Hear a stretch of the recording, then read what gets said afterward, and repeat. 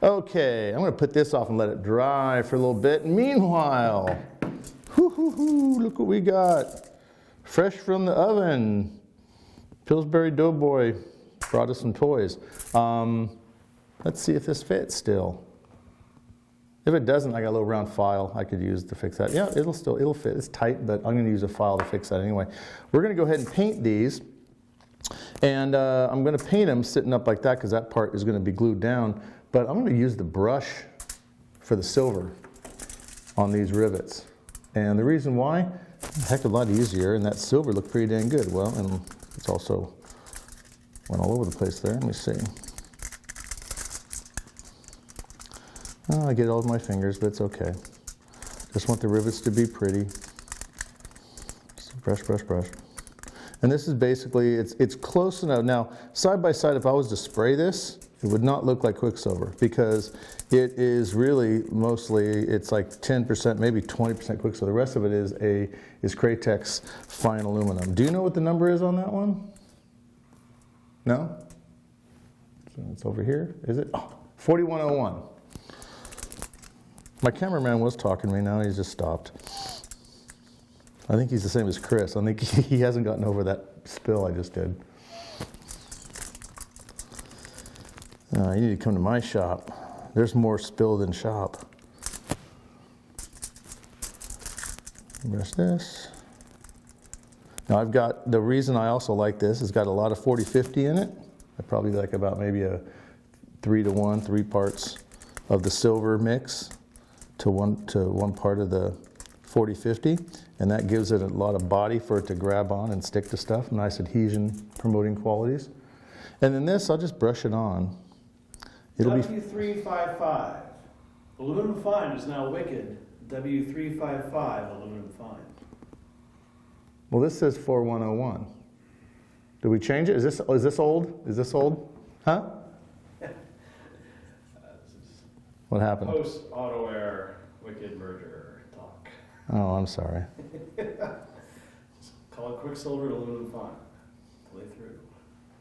It's just aluminum. It's just aluminum fine, right? Yeah. Okay. So the 4101 is not the right number anymore. As of 2 Mondays ago. Okay. Are we still filming? We're still filming? Congratulations. Oh, no, now he won't stop. It's gone mad. The lunatics are running this island now. Why am I painting on the inside? No one sees the inside. Okay, there we go. And luckily we're texturing the heck out of this because this pretty much looks like, yeah, I did not do the best painting here. I didn't ever stay in the lines when I was a kid. It's like craft day at the 5607 school.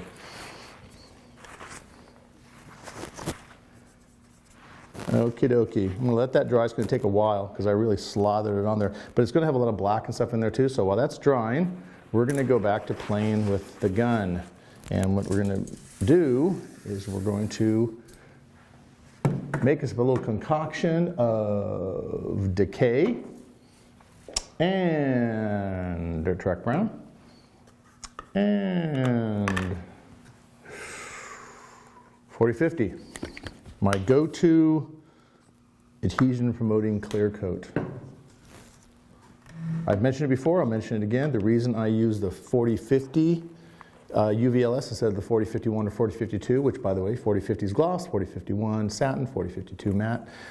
This is going to get 4052 matte at the end. And you think, well, I just use matte. You could.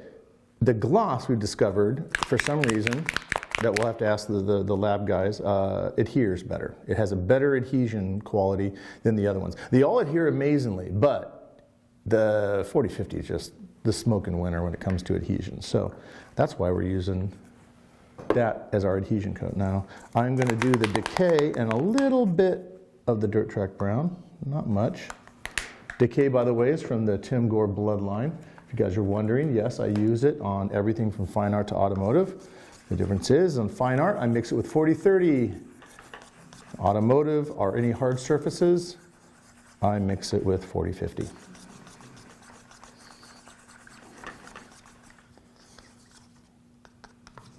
Kind of digging that color. It's a little on the, it's hard to see from where you're looking at, even hard to see when I do that, but I want it to be a dirty, rusty color, and that's what it is, a nice, dirty, rusty color going on there. And I'll put a little 4011 in it.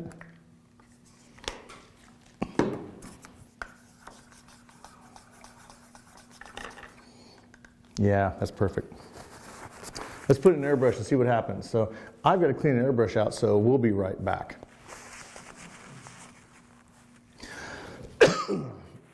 You know, look at the snoring dog.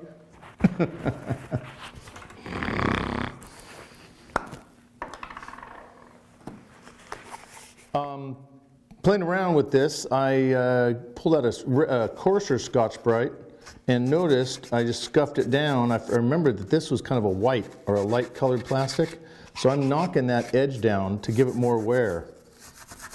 So if I'm really scrubbing hard, see, it brings back some details in white that you can see. I kind of like that. So I want to show you that. Now I'm going to hit it with sepia, which is basically a version of Candy 2.0 Dirt Track Brown and Decay. Dirty it up a bit, rust it up a bit. But doing this, it's kind of cool because it really wears the edges, gives it that hand-worn look. And all those little details that were in there kind of pop out. So sometimes you create fake wear. Sometimes you just wear the hell out of something on purpose and it looks good.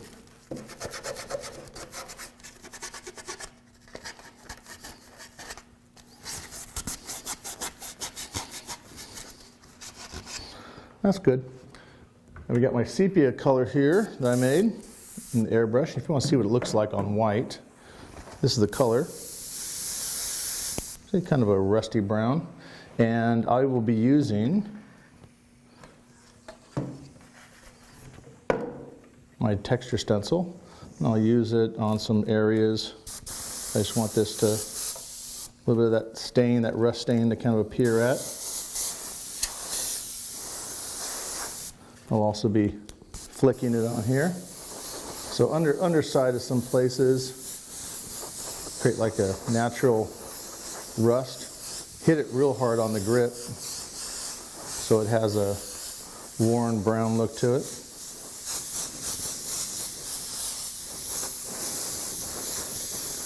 Underside. I just want to have an overall tone to this piece. I don't mind if the rivets get a little bit of that on there too. There's no reason why rivets ain't gonna rust. Everything rusts, including the rivets. The rivets look too nice and shiny. It looks kind of weird.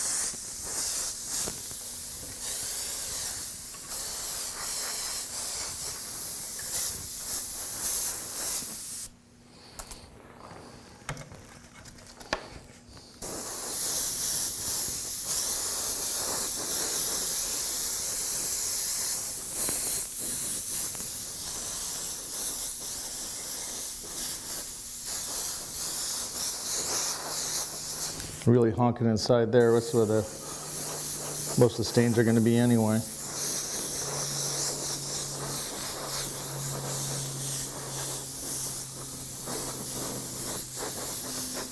If you get an area that's too much, like, oh man, I did too much, shouldn't have done that there. Oh, go back and hit it with something else.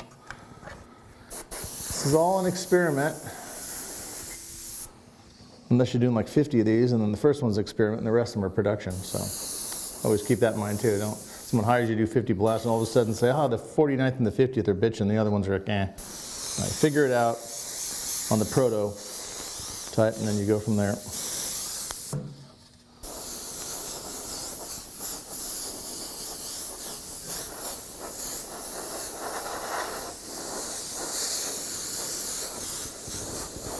The water collects and rolls around, the underside of things that aren't going to be cleaned very often are going to get the most of that rust texture, that rust color.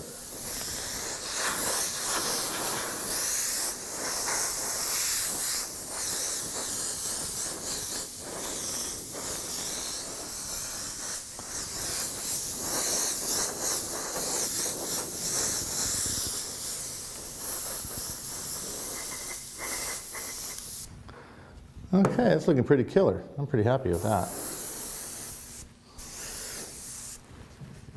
Nice.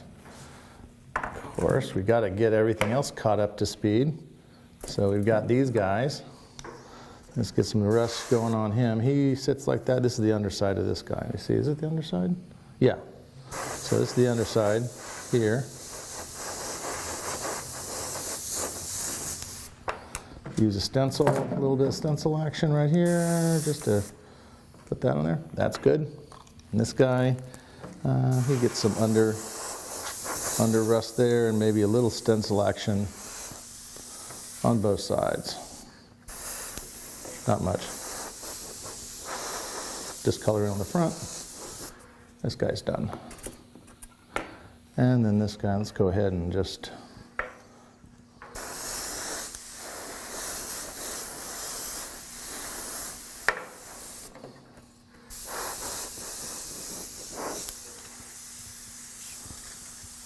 and yes, I just smeared it with my hand, gives it extra decay looking tendencies. Now, let me make sure I don't smash all my stuff over here. Let's see how these things are doing. Not bad. Seem to be pretty dry. Put some rust on it first. By the way, if I'm going between rust and black, doesn't matter which one you do first. Because the rust I'm using is so transparent, it wouldn't show up anyway on black. So I can do this first since it's already in my gun. And the rivets are going to lead a little bit from a distance, not much. There we go. And where's my black at? There we go.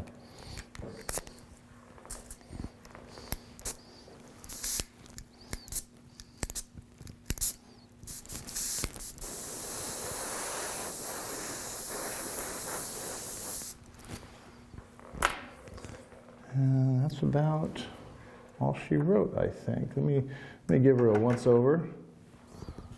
See if there's anything else I do on it. Yeah, there is. You know what I'm going to do? I'm going to take some of my silver. And what it does, it gives, like, right now we got like this rusted kind of patina, but what can happen is that every now and then, on edges, they wear down, so some of that rust may be worn off. That patina is worn down, and you get like a little, you do it the same on a painted item. When I did Boba Fett and the Bo-Katan helmet, along the edges that people would touch, I used a mixture of the Quicksilver and the fine aluminum and gave it just little highlights. And it makes it does the same thing that little trick with the Scotch-Brite did. It makes the edges pop, brings back the design of the vehicle, the gun from a distance and vehicle. It's like pinstriping on a vehicle, brings back the design from a distance.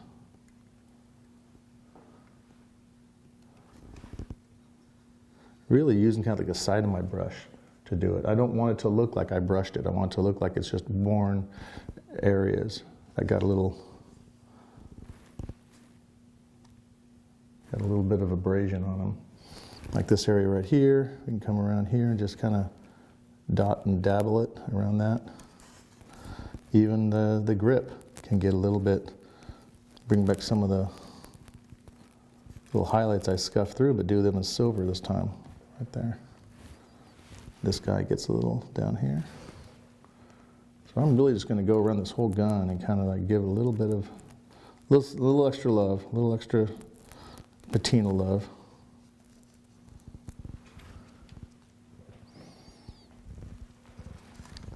And then as soon as this is done, this also gives time for those parts to keep on drying, the paint on them, because it's a little bit tacky still.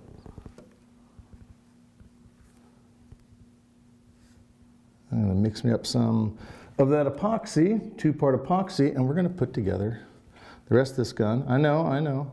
I said earlier I was going to let Chris do it, but I don't let Chris have any fun, and putting things together is fun. So Chris gets to clear coat things, so and clean up my mess. So I'm going to go ahead and epoxy these parts together, because the matte clear, actually, if this is gloss clear, I'd be worried about getting the top here. But with that other piece on there, the matte clear will wrap around okay, so we can assemble this. And then Chris is going to come back and finish it, and then he can even talk some smack about me, because I won't be here.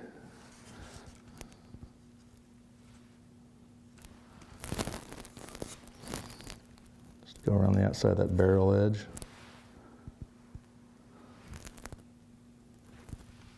Outside of this edge here too. See, it really kind of brings back a lot of, it's very subtle. It's not a big deal, but man, it makes a difference when it photographed when you see it. It adds all this extra detail to it.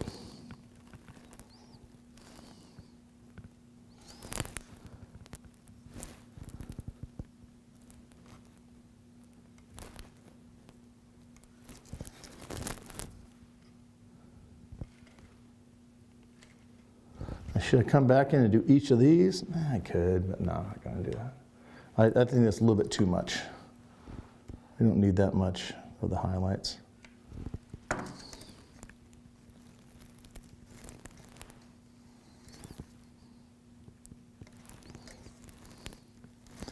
Just areas I want to pop. Areas that look like they got forgotten. This guy didn't get forgotten. He looks good. So let me keep on playing around with this, and then when I'm ready, we'll come back and we'll start gluing it together and we'll finish it up.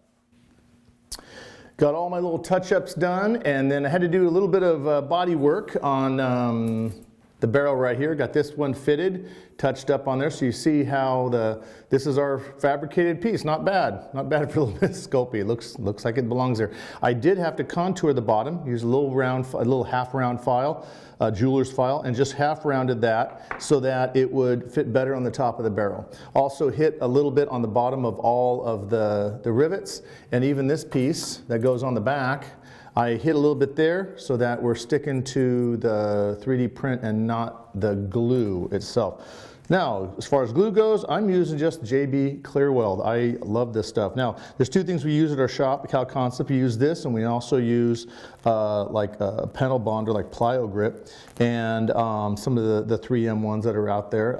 There's an SEM one that we use that's really, really good. It's all black. This one's transparent. It's a two-parter. I'm going to mix it up real good on here, and I'm going to take my time because I like working with it when it starts getting sticky and firm, because otherwise the stuff can move around on me. So the first parts I'm going to put on this are going to be the top parts. I'm going to have the gun sitting like this, so stand on its own like that. So I'm going to put this part, I'm going to put this part, put the little side part on there, and then I will worry about the rivets because I want this to be really sticky, otherwise the rivets will fall off the sides. So for right now, first part I'm going to do is actually this piece right here. So as you see, it's all kind of taped together, but we got all the parts on there. Much better having that little scopy piece on there than having nothing at all with that barrel. And pretty happy with it. When it's all unmasked, I'll do a little touch up with some black on some areas, and then it'll be off to have Chris hit it with some 4052 matte, and that's going to look really nice when it's all done. Well, we got our work area all cleaned up. Did this for you, Chris. Did it for you, bro.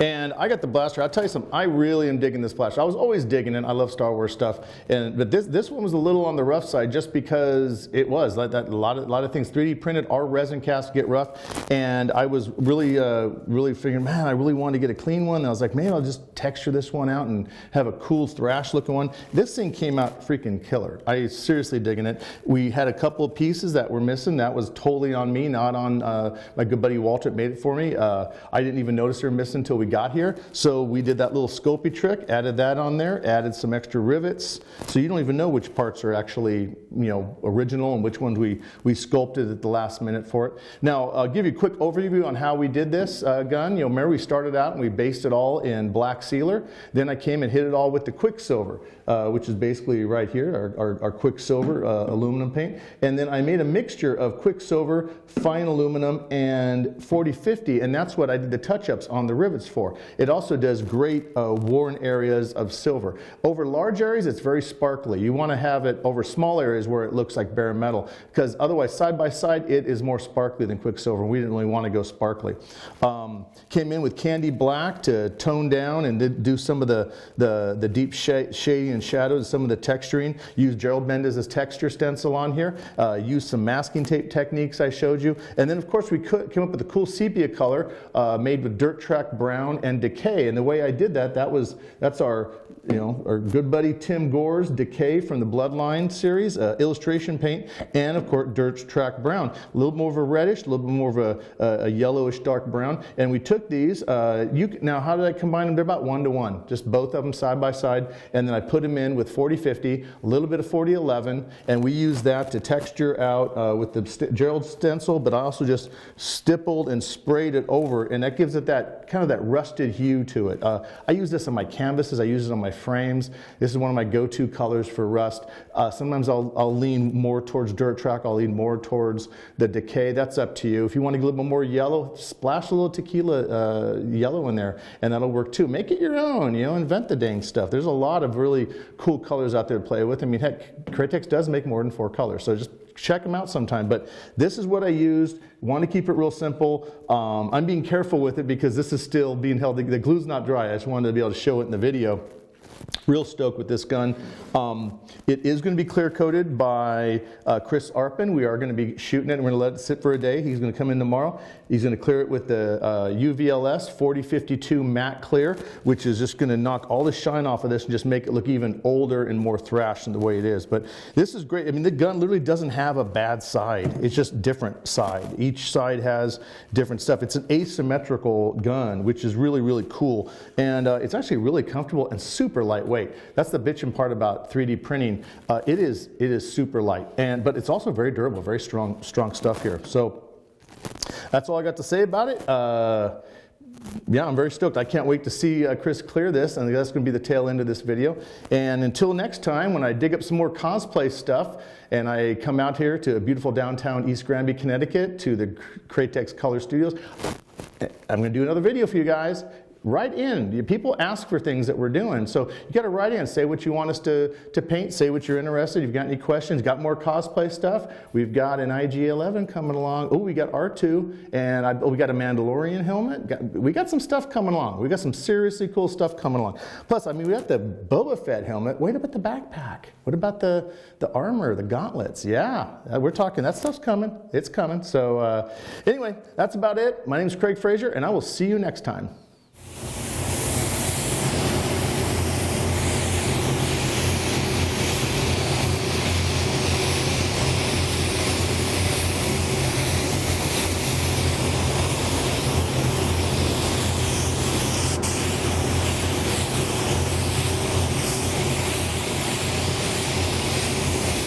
All right, everyone, welcome back. Craig had to go back home to California, so he left me with the task of top coating the finished product here, and this is actually what the finished product looks like. We opted for our UVLS matte, our 4052 clear, and it's a perfect product for something like this where you want everything to kind of be just uniform and nice and really, really flat in terms of that shine. There's really no reflection on here, which kind of adds to the effect that Craig was able to create with this gun. So you can see in that clip, I typically, when I want to spray this product, I kind of want a little bit of that blue cast in terms of how much you put on per coat.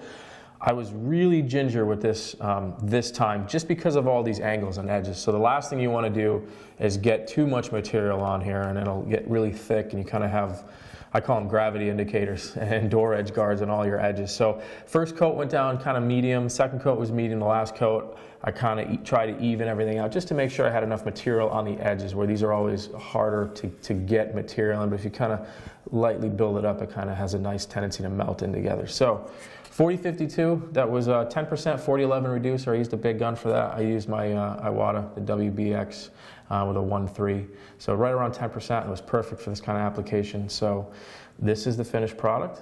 And for Craig Frazier, I'm Chris Arpin with Createx Colors, and we'll see you guys next time.